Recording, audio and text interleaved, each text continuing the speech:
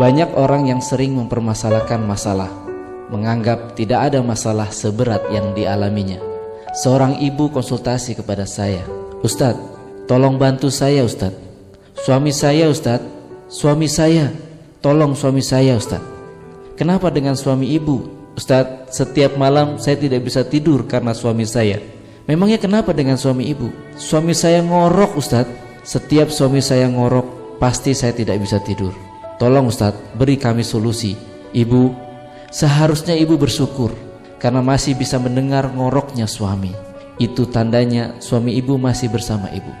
Jika sudah tidak terdengar ngoroknya suami, hati-hati, itu ada dua kemungkinan. Suami ibu sudah pindah ke kubur atau pindah kasur."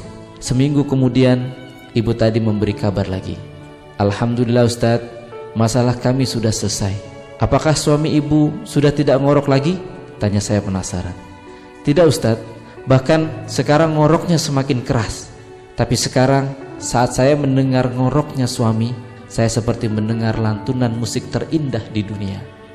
Ingatlah, seringkali yang menjadi masalah dalam hidup ini bukanlah pada masalah itu sendiri, tetapi ada pada cara kita melihat masalah.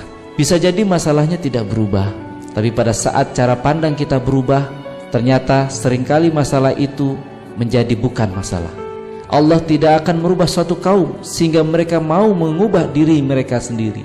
Dan yakinlah, Allah tidak akan memberi ujian melebihi kesanggupan hambanya, karena Allah menginginkan kebaikan bagi hambanya. Saya Bagus Hernowo, pesantren entrepreneur, untuk Anda rekan Dakta.